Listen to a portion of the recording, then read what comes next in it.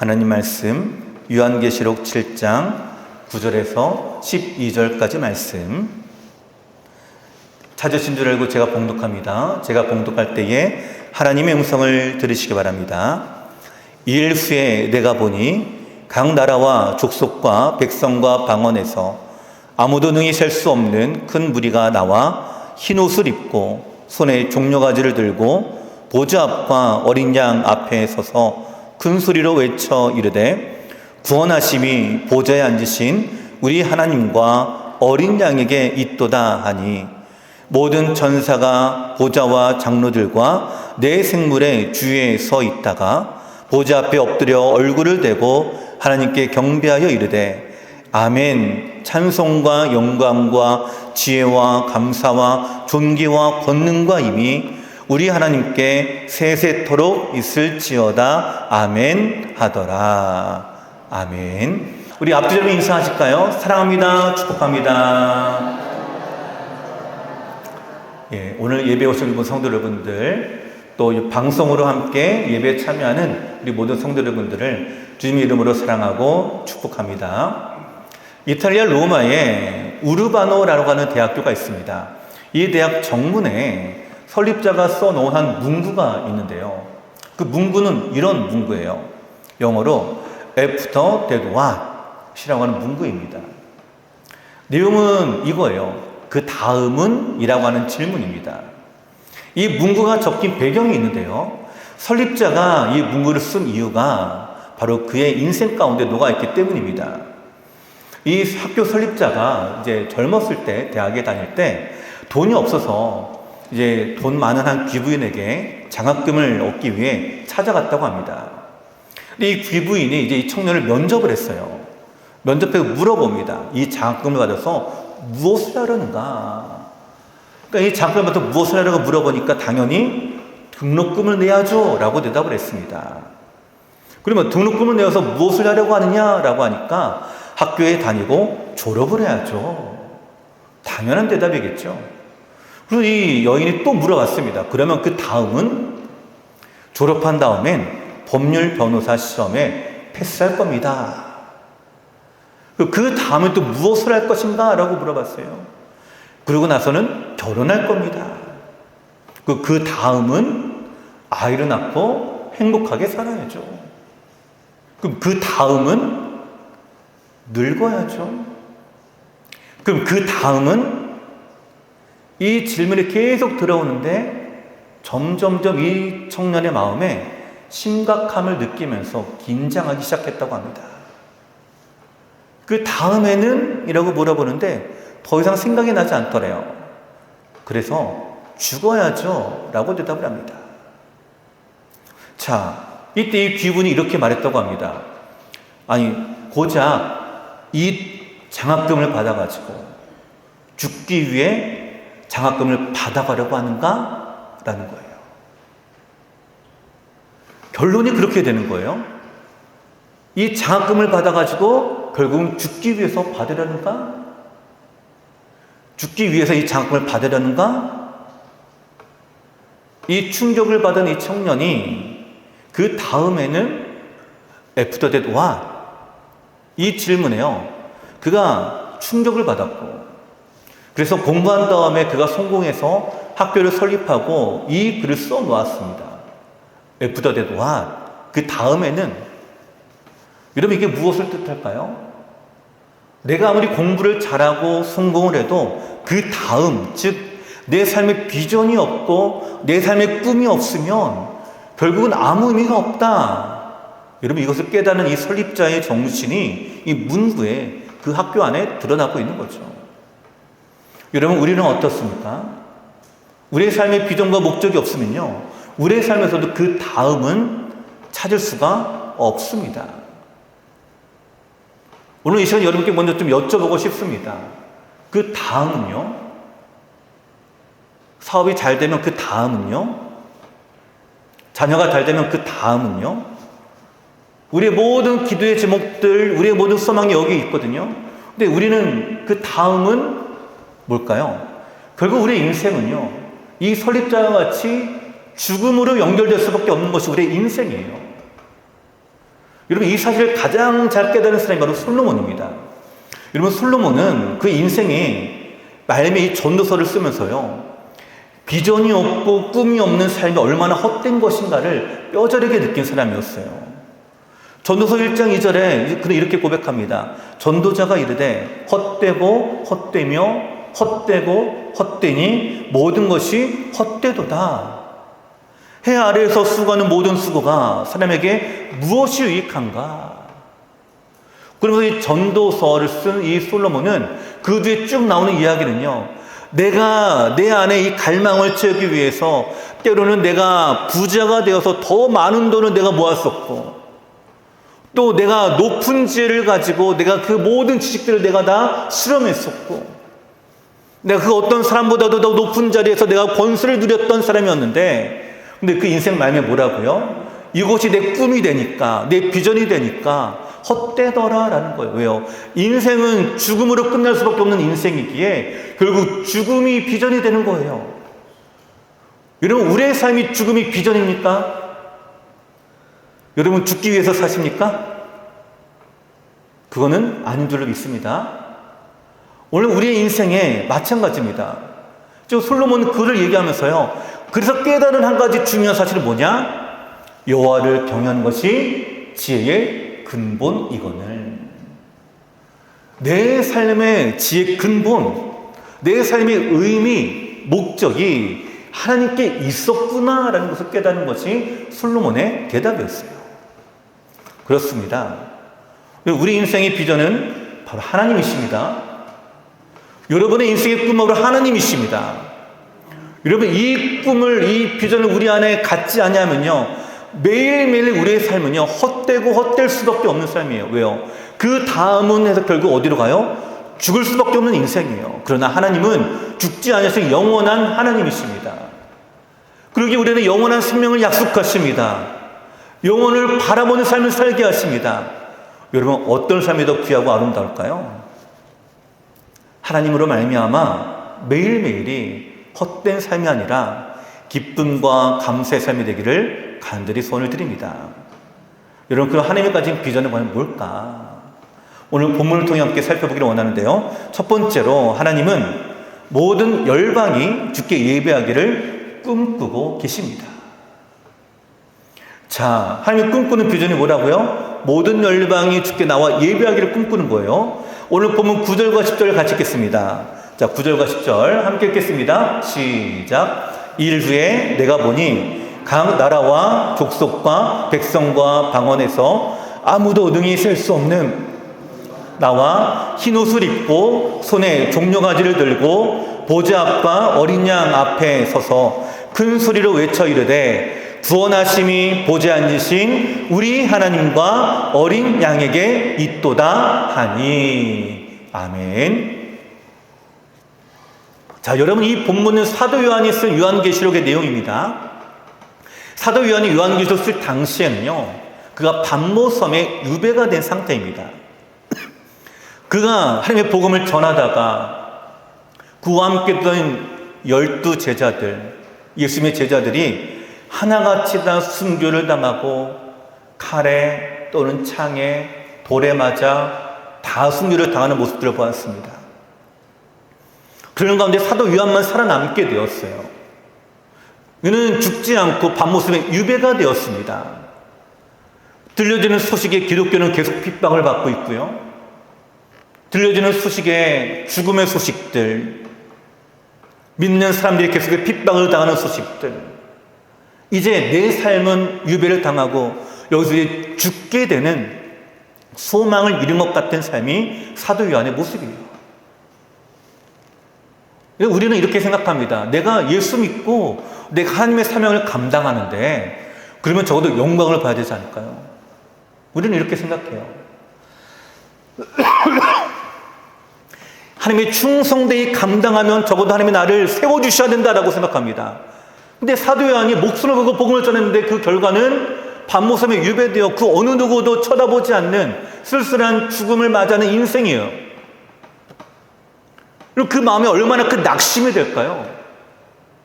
한번 생각해 보십시오. 수십 년의 내 신앙생활이 부인이 되어진다? 내가 지금까지 쌓았던 모든 신앙이 한순간에 무너졌다? 아무 의미가 없는 것처럼 되었다? 아마 우리 같으면요, 우리가 우리 마음에 한을 가지고요, 하나님을 원망하고 불평하며 왜 나를 이와 같이 인도하냐라는 거예요. 사도 요한이 이렇게 말해도 전혀 어긋남이 없는 바로 그런 상황이에요. 근데 그런 사도 요한에게 하나님이 예수를 통해서 계시로 보여준 것이 요한계시록입니다. 여러분, 요한계시록은요, 장래 일어날 일을 보여주는 건데요, 이 장래 일어날 일은 여러분, 우리에게 심판이 임하고 이 안에 멸망이 임하고 이런 두려운 장래가 아니라 고난 중에 있는 성도들이 어떤 소망을 가져야 될 것인가에 대한 장래일이에요. 요한계시록 여러분 많이 읽어보십시오. 어떤 일이 일어나는가. 복음이 계속해서 앞으로 나가고 있고 하나님의 영광이 드러나는 내용들로 가득 차 있습니다. 결코 두려운 것이 아닙니다. 그런데 요한계시록을 보면서 사도 요한이 이 계시를 받아 지금 하나님이 주시는 말씀 이거예요. 너만 그런 줄 아느냐? 아니다라는 거예요. 고난 중에 있는 성도들이 어떤 소망을 가지고 살아가고 있는지를 계속해서 보여주면서 지금 너의 인생이 이걸로 끝이 아니다라는 것을 얘기하십니다. 그러는 가운데 주신 환상이 오늘 요한계시록 7장에 나타난 바로 이 천상의 예배 모습이에요. 이와 같은 백성들이 한자리에 모여 있을 때에 하나님께 어떤 영광을 돌리고 있는가, 어떤 예배가 드려지고 있는가, 여러분 이것을 우리 가운데 좀 보여주고 있는데요, 여러분 이 장면 한번 상상해 보시기 바랍니다.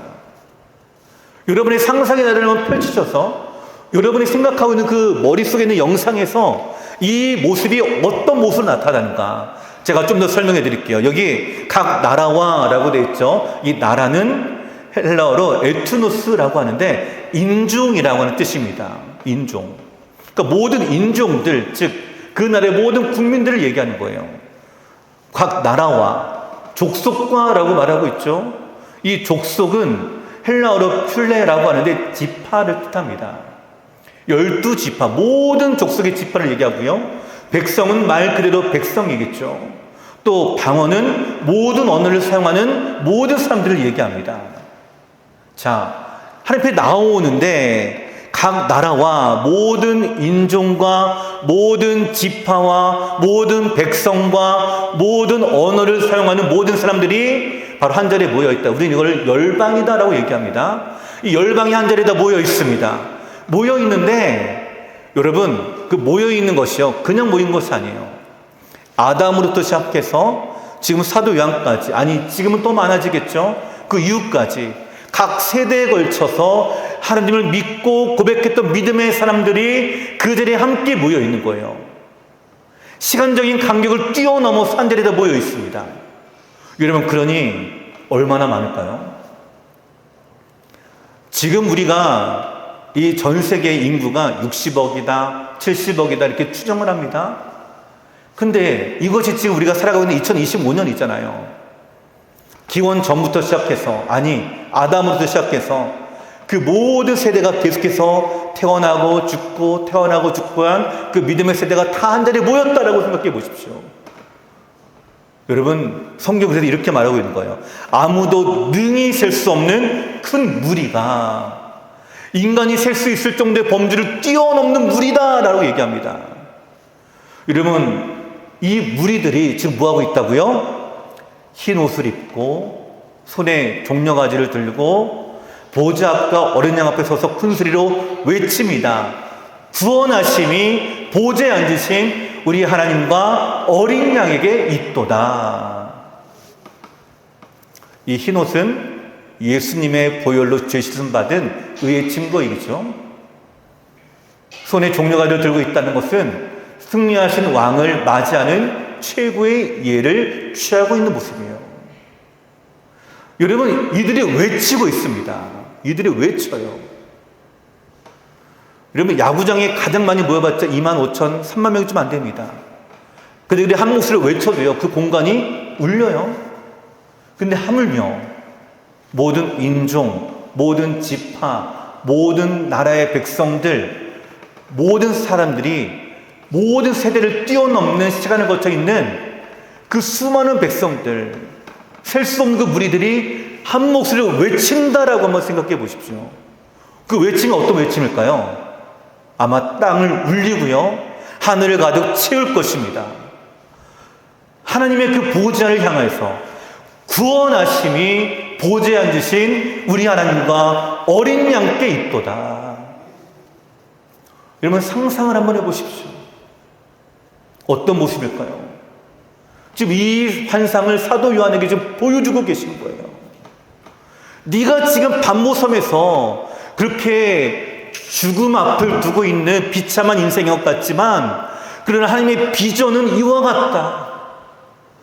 지금도 너를 통해서 이 수많은 백성들이 더해지고 있고 더해지고 있고, 그래서 이 영광으로 가득 차고 있고, 이 가득한 영광 속에 너가 바로 그 영광의 주인공이다라고 말하고 있는 거예요. 온 땅의 주인이 누구신가? 온 만물의 창조주가 누구신가?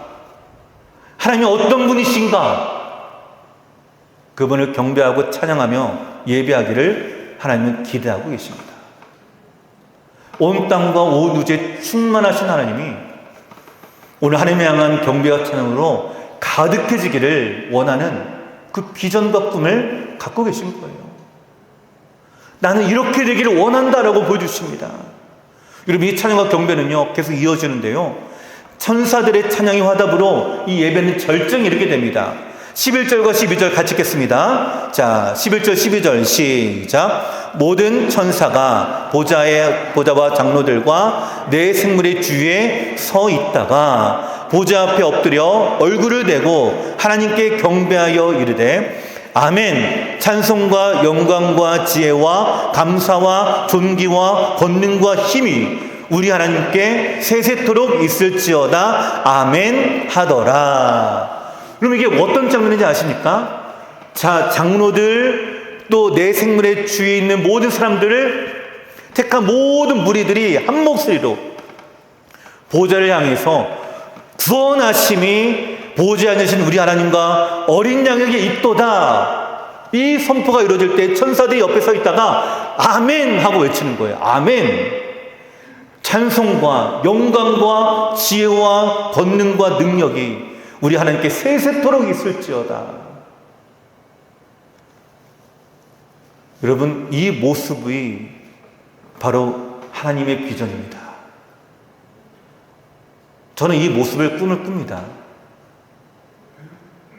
이 모습을 저는 꿈을 꿔요. 온 만물과 온 피조물들이, 온 백성들이 한 자리에 모여서 그 하나님을 예배하는 것, 그 하나님을 찬양하는 것, 얼마나 웅장할까요? 얼마나 위엄있고 얼마나 광엄할까요? 얼마나 광대할까요? 이것이 하나님의 비전입니다. 이렇게 되기를 원하는 것이 하나님의 의지입니다. 하나님은 오래전부터 이 의지를 우리 가운데 드러내셨어요.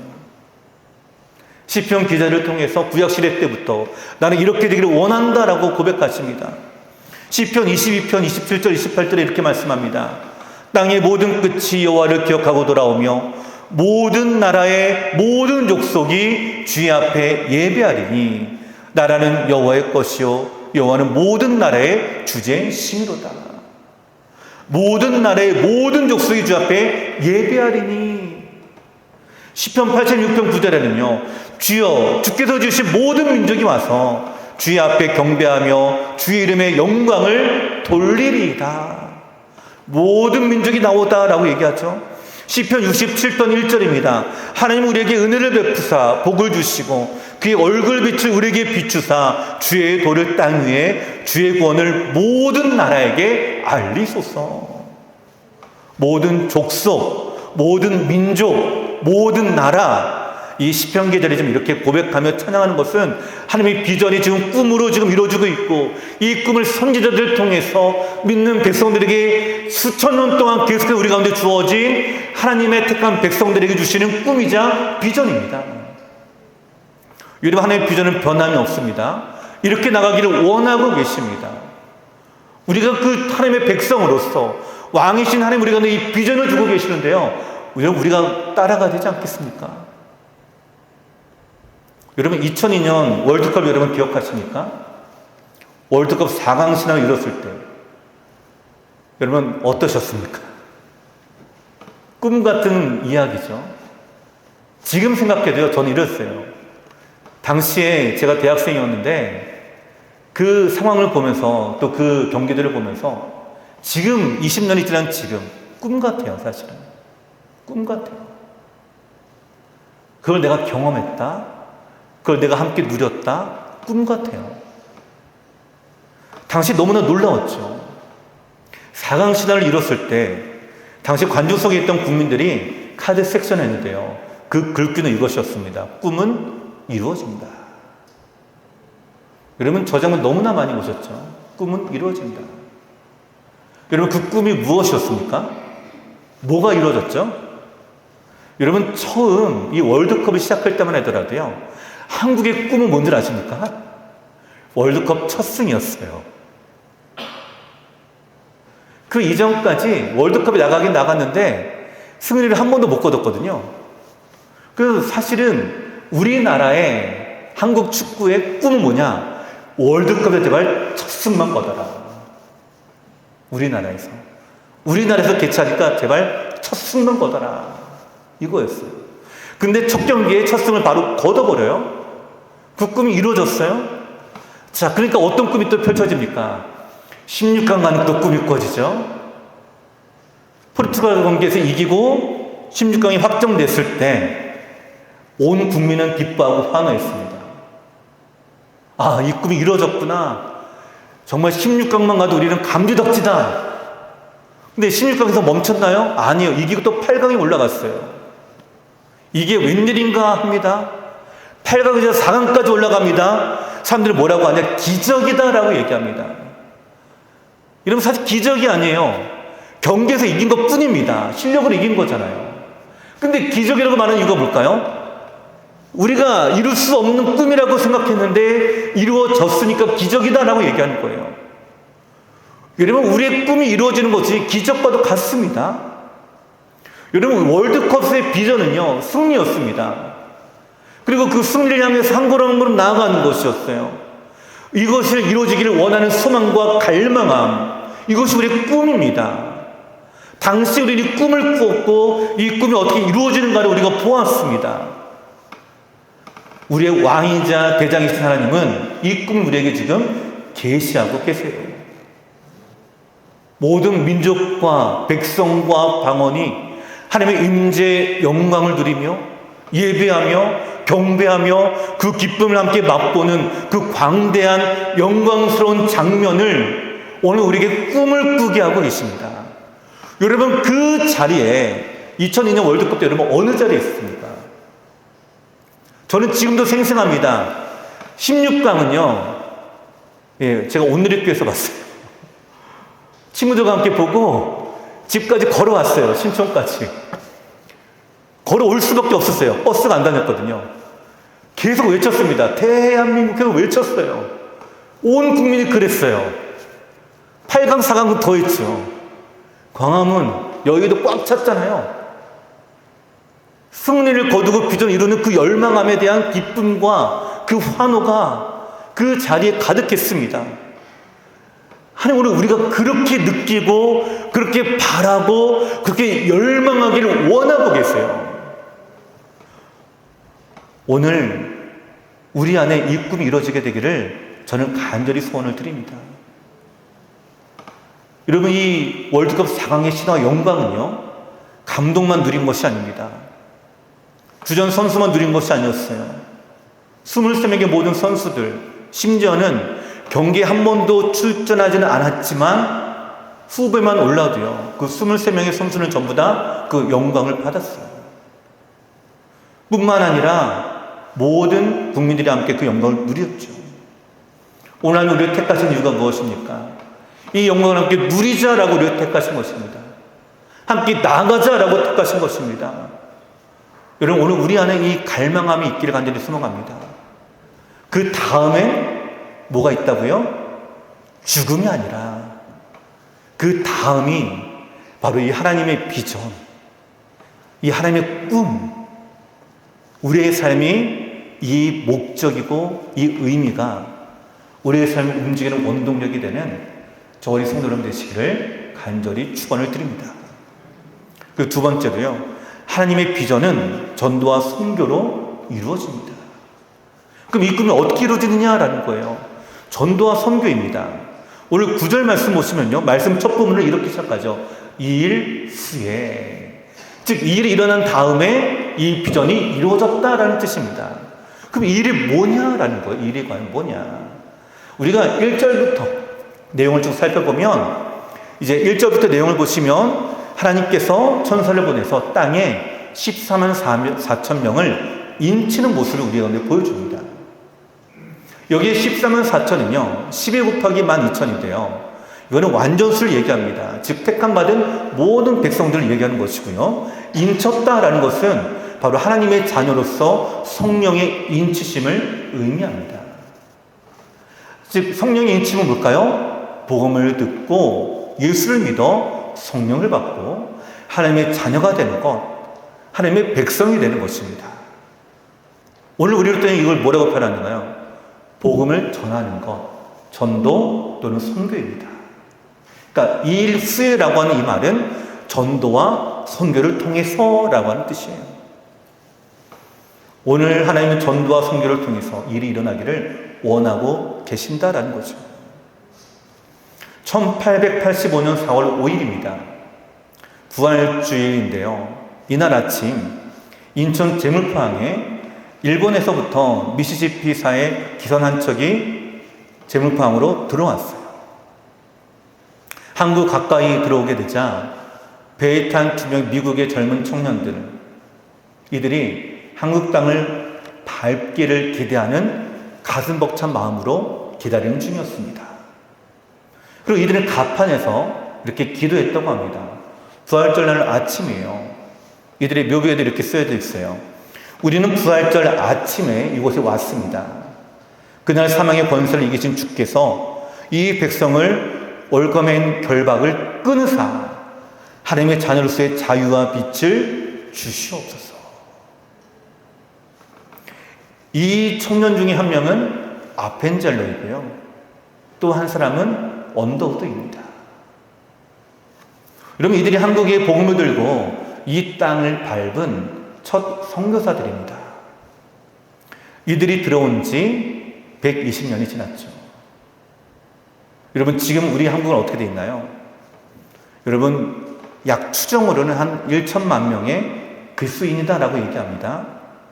2만 5천 개 정도의 교회가 세워졌습니다. 전 세계에서요, 미국, 영국, 캐나다, 그 다음으로 선교사를 가장 많이 보낸 나라가 우리나라입니다. 여러분, 이거 기적과도 같지 않을까요? 불과 120년 전 2명의 청년이 복음의 가슴을 안고 이 땅에 복음이 전해지길 소망하는 마음으로 이 땅에 내렸는데, 100여 년이 지난 지금 우리나라는요, 성령의 새바람이 불어일으키고 곳곳에 교회가 세워지고 곳곳에서 지금도 하나님께 예배하고 있죠. 여러분, 지금 우리나라를 한번 상상해 보시기 바랍니다. 지금도요, 우리 익산시뿐만 아니라 전국의 모든 교회들 속에 우리와 같이 지금 이 시간 예배하고 있지 않겠습니까? 그 모습이 마치 오늘 이 장면과도 같지 않을까요? 각각 흩어져 있긴 하지만, 그러나 모든 민족이 함께 나와 예배하는 모습, 모든 민족이 함께 주님을 찬양하는 모습, 이 두 청년의 한국 땅에 복음을 두고 나아가는 바로 그 비전은 이거였어요. 하나님을 예배하는 사람들, 하나님을 찾는 사람들을 통해서 자유함을 얻고 소망의 빛을 얻게 되는. 여러분, 오늘 우리를 이리송교회로 부르신 이유가 무엇일까요? 저는 그 이유가 있다고 믿습니다. 왜 나를 구원하셨을까? 여러분, 세상 사람들은요, 종교가 필요한 이유에 대해 이렇게 얘기합니다. 대부분의 사람들이 마음의 평안을 얻기 위해서라고 합니다. 마음의 평안을 얻고 또 평안의 삶을 살기 위해서, 또 내가 힘들 때, 또 내가 어려울 때 어떤 신적인 또는 초자연적인 어떤 기적과도 같은 도움이 내 안에 있기를 바라는 마음을 또 가지고 있습니다. 그런 비는 마음이 있고 또 소망하는 마음이 있죠. 자, 우리 성도 여러분은 왜 이 자리에 앉아서 예배를 드리고 계십니까? 왜 교회에 다니고 계십니까? 왜 하나님이 나를 구원하셨습니까? 자, 이렇게 물어보는 것은 그 다음은 이라는 거예요. 그 다음은 나를 택하신 이유가 무엇일까? 왜 나를 자녀 삼아 주셨을까? 왜 나에게 직분을 주셨을까? 그 이유가 무엇입니까? 하나님의 영광을 함께 누리기 위함이기 때문입니다. 그 영광을 함께 누리기 위해서. 여러분, 아펜젤러와 언더우드 선교사님이 오늘 한국교회가 이렇게 되리라고 생각했을까요? 생각 못했을 것입니다. 근데 지금 어디서요? 천국에서 자신의 비전이 하나님의 미랄이 되어 땅에 떨어 심은 겼을 때에 많은 열매를 맺어 나가는 이 비전이 이루어짐을 충분히 좀 보고 있지 않을까요? 여러분, 2002년 월드컵 당시 4강까지 올라간 그 영광을 온 국민이 함께 누렸습니다. 우리는 축구 선수도 아니에요. 하지만 영광을 함께 누렸어요. 마치 내일이냐. 근데 당시 월드컵은요, 한일 공동 개최였어요. 그죠? 한일 공동 개최였어요. 물론 일본도요, 월드컵 최초 16강 진출이라고 하는 역사적인 기염을 토해내기도 합니다. 근데 그게 하나도 기쁘지가 않아요. 뭐 때문에요? 한국 때문에. 4강까지 올라간 한국 때문에. 부러워할 뿐입니다. 뉴스 내내 자신들도 역사적인 순간을 기뻐해야 되는데 기뻐하지를 못해요. 왜요? 기적과도 같은 이 영광 때문에, 그 영광 때문에 붉은 물결이 일어났던 한국 때문에 기뻐하지를 못하는 거예요. 여러분, 바로 4강까지 올라간 그 영광을 누린 사람은 한국 국민들이었습니다. 다른 나라 사람들이 아니었어요. 다른 나라 국민은 그저 부러운 시선을 보낼 뿐입니다. 바로 이것을 위해서 부르신 거예요, 여러분. 하나님의 영광이 임하므로 그때에 한국의 국민들만이 그 영광을 누렸던 것처럼 천국 백성들이 그 영광을 누리며 아버지 하나님께서 우리가 누리시는 영광의 자리에 함께 나오기를 원하신다라는 거예요. 내가 이방인이 되어서 그 자리를 부러운 눈으로 쳐다보는 것이 아니라 내가 그 영광의 자리의 주인공이 되고 그 영광이 나의 영광이 되게끔 나를 택하시고 나를 부르신 이유가 여기에 있는 것입니다. 이를 위해서 여러분 우리를 택하신 거예요. 이를 위해서 우리를 부르셨습니다. 이를 위해서 우리 마음에 열망을 가지게 하십니다. 내가 승리할 거니까 너는 승리의 열망을 품어라.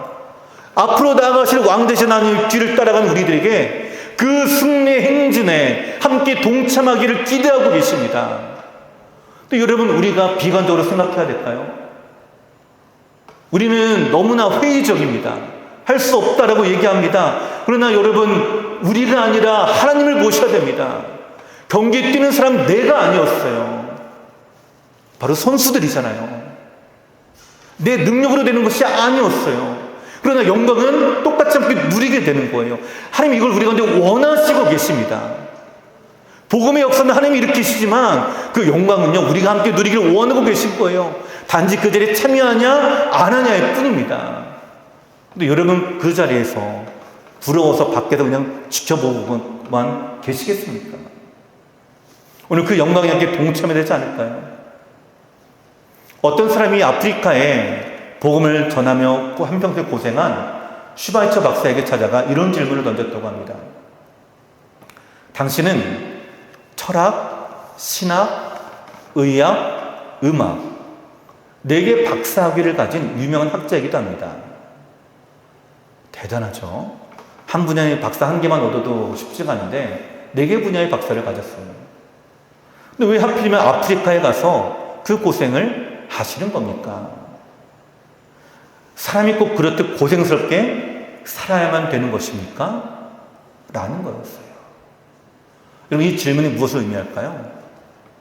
왜 그렇게 미련하게 사냐라는 거죠. 굳이 그렇게 안 살아도 되지 않냐? 복음을 위해 그렇게 헌신하지 않아도 되지 않냐? 그냥 예수 믿고 나 천국 가고 그렇게 살다가 천국 가면 되지 않냐? 굳이 우리가 왜 마음 써서 전도하고 굳이 내가 애를 써서 복음을 전하고 우리가 힘을 쓰고 애를 써서 선교할 필요가 뭐가 있느냐? 여러분, 이런 질문이에요. 여러분, 여기에 대해 여러분 뭐라고 대답하시겠습니까? 아니, 오히려 여기에 동의를 하시나요? 근데 슈바이처는 이렇게 대답을 했다고 합니다. 나를 동정의 눈으로 보지 마십시오. 하나님의 손에 쓰임 받는다는 것이 얼마나 행복한 일인지 아십니까? 슈바이처의 인생은 박사기가 아니었습니다. 슈바이처의 인생은 하나님을 섬기는 일이 얼마나 의미 있는가, 복음을 전하는 것이 얼마나 가치가 있는가. 아까 우리가 얘기를 했죠. 그 다음에는 복음을 전하고, 그 다음에는 영원히 주님과 함께 예배하고 영광에 들어갑니다. 영원이라고 하는 말이 들어가니까 그 다음이 필요가 없어요. 영원히가 있기 때문에. 하나님 오늘 우리에게 그 소망을 주시는 거예요. 있다가 없어질 소망이 아니라, 그 다음은이라고 했을 때 죽음이 아니라 영원한 생명, 영원한 영광, 거룩하고 위험 있는 광대한 그 비전으로 우리를 지금 초대하고 계십니다. 자, 사랑하는 성도 여러분, 오늘 이 비전과 꿈의 현장이 하나님께서 우리를 초대하는 자리입니다. 선교는 하나님의 꿈과 비전을 이루는 자리입니다. 전도는 이 비전을 이루는 방법입니다. 우리가 하나님과 할 수 있는 동역이죠. 하나님은 지금도 쉬지 않고 이 일을 이루어 나가고 계십니다. 오늘 우리 교회는요, 이 비전을 이루기 위해 모든 노력을 다할 것입니다. 왜요? 우리의 왕 되신 하나님이 그 길을 걸어가겠다고 하시잖아요. 그럼 우리는 어떻게 해야 될까요? 그저 죽도록 충성되게 따라가야죠. 이게 우리가 할 일 아니겠습니까? 이게 나를 구원해 주신 하나님의 은혜에 보답하는 일이 아니겠습니까? 계속해서 쉬지 않고 이 비전을 우리의 마음에 품고 앞으로 나아갈 것입니다. 그럼 이 비전으로 우리가 한 마음 한 뜻이 되어서 모든 백성과 민족과 방언이 주님을 예배하고 경배할 때에 바로 그 경배를 올려드리는 바로 그 자리에 우리 성도 여러분들이 그 주인공이 되어서 하나님의 영광을 함께 누리며 나가게 되는 저와 우리 성도 여러분 되시기를 간절히 축원을 드립니다.